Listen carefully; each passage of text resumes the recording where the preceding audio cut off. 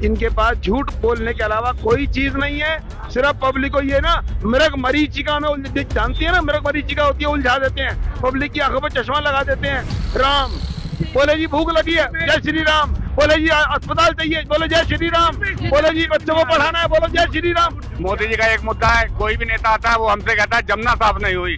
हम पूछना चाहते हैं उनसे, क्या कहते हैं यूपी में जमुना साफ हो गई, हरियाणा में जमुना साफ हो गई, अब आपने कर दी तो हम दिल्ली में भी करके दिखा देंगे। क्या इससे पढ़ जाएंगे बच्चे, देश का भला हो जाएगा? देश को बर्बाद कर रहे हैं ये लोग। आप देखिए डॉलर कहाँ से कहाँ पहुँच गया, 87 रुपए। मोदी जी एक टाइम कहते थे उस देश का डॉलर गिरता है जिस देश का प्रधानमंत्री निकम्मा होता है। और केजरीवाल ने तो आज जो है डिक्लेयर किया सीनियर सिटीजनों को भी हम बसों का बस में करेंगे।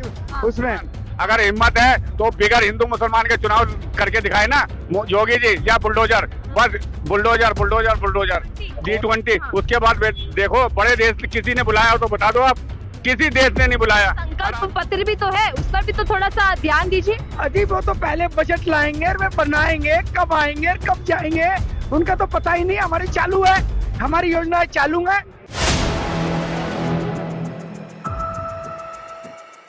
नमस्कार, आप देख रहे हैं 4 PM, मैं आपके साथ नफीसा खान। दिल्ली के अंदर वादों की भरमार है और ऐसे में गारंटियां भी है, संकल्प पत्र भी है, लेकिन जनता किसके वादों पर एतबार करेगी, ये सवाल बना हुआ है कि दिल्ली के अंदर किसकी सरकार बनेगी। लेकिन दिल्ली के अंदर सिख समुदाय का मुद्दा भी गरमाया हुआ है, क्योंकि अरविंद केजरीवाल ने अपमान का आरोप लगाया बीजेपी पर कि वो सिख समुदाय का अपमान कर रहे हैं। ऐसे में सवाल और जवाब करते हैं मेरे साथ सिख समुदाय की संख्या में लोग जुड़ चुके हैं। और क्या दिल्ली के अंदर अभी मुद्दा इतना ज्यादा गर्मा चुका है कि इसका जवाब सीधा जनता वोट के जरिए देगी, भाजपा को कहीं ना कहीं चुनौती देगी। मेरे साथ लोग जुड़ चुके हैं, उनसे समझते हैं और कि क्या इस बार की उनकी मांग है, राय है दिल्ली चुनावों को लेकर। से दिल्ली चुनावों की सरगर्मियां तो बढ़ चुकी है, लेकिन दिल्ली के अंदर एक के बाद एक बड़े बयान आ रहे हैं बीजेपी नेताओं के। आपने देखा होगा कि पंजाब की गाड़ियां घूमी तो बीजेपी नेताओं ने सवाल खड़े कर दिए। आपकी इस पूरे विवाद को लेकर क्या राय है? मैडम, गाड़ी कहीं का कहीं भी घूम सकता है, इसका ये मतलब नहीं कि लोग सपोर्ट में किसी के ना आए, किसी काम से ना आए। ये तो हो नहीं सकता। सभी आदमी एक दूसरे को सपोर्ट करने इधर से उधर जा सकते हैं। हमारा देश प्रजातंत्र है, यहाँ तो कोई ये क्या कहते हैं, मन करने का मतलब इमरजेंसी तो नहीं लगी हुई है कि किसी को रुकावट पैदा किया जाए।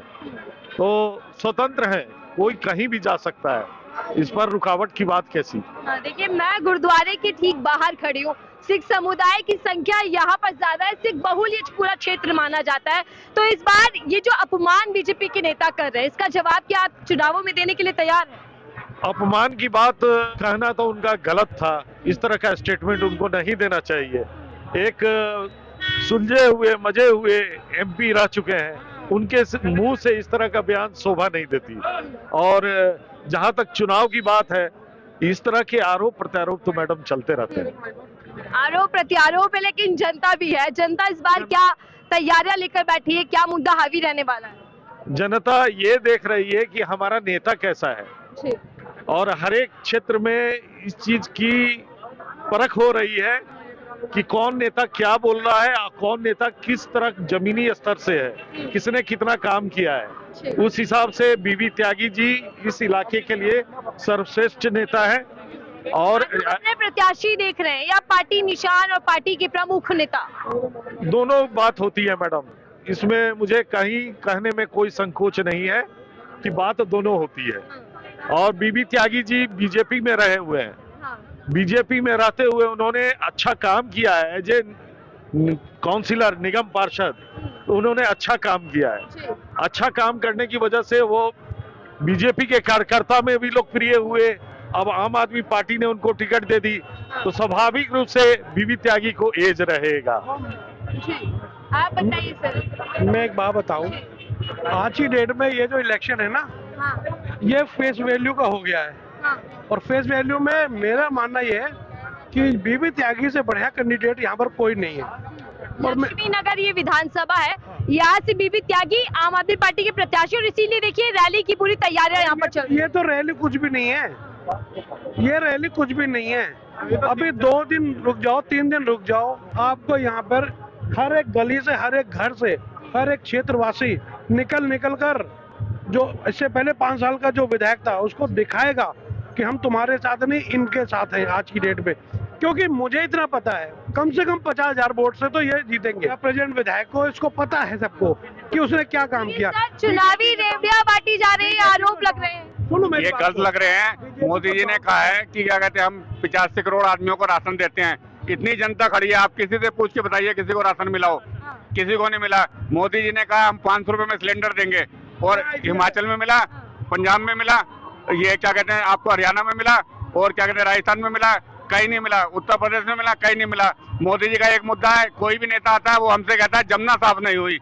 हम पूछना चाहते हैं उनसे, क्या कहते हैं यूपी में जमुना साफ हो गई, हरियाणा में जमुना साफ हो गई? अब आपने कर दी तो हम दिल्ली में भी करके दिखा देंगे, पहले आप तो करो। वो कोई नहीं कर पाए। और यमुना, प्रदूषण, ये बड़े मुद्दे हैं जिस पर दिल्ली सरकार गिर रही है। गिर नहीं रही है, ये तो विपक्ष का उठाया हुआ मुद्दा है। और दूसरा क्या है, विकसित भारत कर रहे हैं। जब ये 18,000 लोग दिल्ली के अंदर अमेरिका से वापस आ रहे हैं कि हमारे विकसित भारत में मोदी जी से 5 किलो अनाज ले सके, ये मोदी जी का विकसित भारत है। आप देखिए डॉलर कहां से कहां पहुंच गया, 87 रुपए। मोदी जी एक टाइम कहते थे उस देश का डॉलर गिरता है जिस देश का प्रधानमंत्री निकम्मा होता है।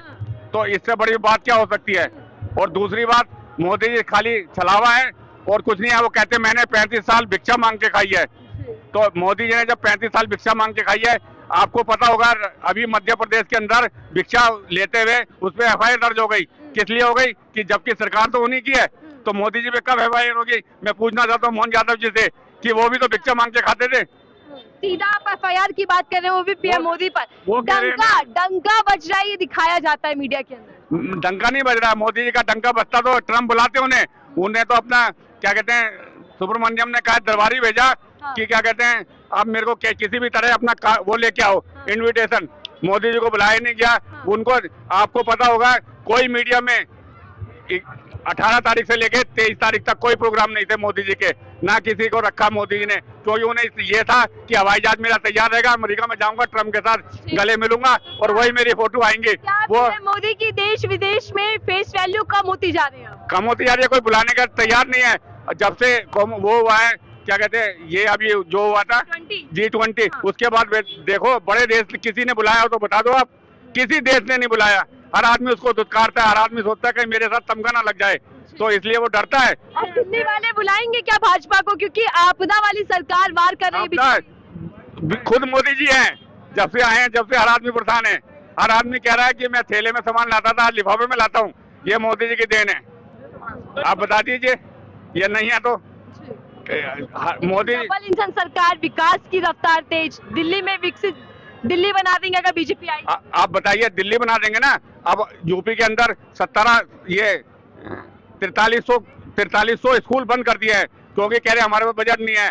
सिर्फ किस लिए? कुंभ में पैसा चाहिए, और कुंभ में पैसा चाहिए और राजस्थान में स्कूल बंद हो गए हैं। दिल्ली में स्कूल तो कोई बंद नहीं हुआ, दिल्ली में तो बढ़ रहे हैं। केजरीवाल जी ने कमरे बनाए हैं, स्कूल बढ़ रहे हैं और अच्छी शिक्षा मिल रही है। प्राइवेट स्कूल बंद हो रहे हैं, सरकारी स्कूल खुल रहे हैं। लेकिन भ्रष्टाचार का आरोप लग रहा है आम आदमी पार्टी पर। भ्रष्टाचार का तो कौन सी सरकार पे नहीं लगता? भ्रष्टाचार साबित तो करे। एक आपको एक चीज बताता हूँ, CAG की रिपोर्ट आई थी कि क्या कहते हैं 2G घोटाला, स्कैम घोटाला।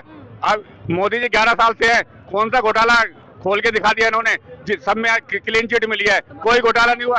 ना मोदी जी ने ना खाऊंगा ना खाने दूंगा, तो मोदी जी ने कहा ना खाऊंगा ना खाने दूंगा, तो मोदी जी तो खा रहे हैं। उनके अडानी अंबानी के वो क्या कहते हैं वो है दरबारी है। एक चीज और बता देता हूँ आपको, चुनाव में भी अडानी अंबानी का नाम है।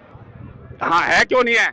आपको पता होना चाहिए। हर आदमी कहता है धोबी तो वैसे ही बदनाम है, गधे का फायदा तो अडानी अंबानी ने उठाया है। आप ये देखिए, तो बीजेपी सरकार का फायदा जनता को नहीं मिला। मिलता तो फिर क्या कहते हैं केजरीवाल को हटाने की जरूरत ही नहीं पड़ती। समय पहले एक और चीज आपको बता देता हूँ, दिल्ली की जनता मूर्ख नहीं है। समय पहले 1993 में दिल्ली की जनता ने बीजेपी को मौका दिया कि आप आइए और सत्ता संभालिए। इन्होंने संभाली। भ्रष्टाचार में मदन लाल खुराना गए, उसके बाद शिवराज सिंह चौहान गए, उसके बाद सुषमा स्वराज गई। 27 साल के बाद आज जनता ने जान लिया है कि बीजेपी को मौका नहीं देना है, ये धोखा है। बीजेपी को मौका देंगे तो इसलिए ये इनको लाते ही नहीं है। बीजेपी के मंत्री शिवराज जी कह रहे हैं कि 8 फरवरी बीजेपी की सरकार और केजरीवाल फ्री दिल्ली। वो शिवराज सिंह चौहान जी बोल रहे हैं ना, जब तो उनको मध्य प्रदेश से हटा के दिल्ली में लाए हैं। मजबूरी थी उनकी, नहीं तो पता है वहाँ तोड़फोड़ हो जाती, इसलिए तो वो दिल्ली लाए।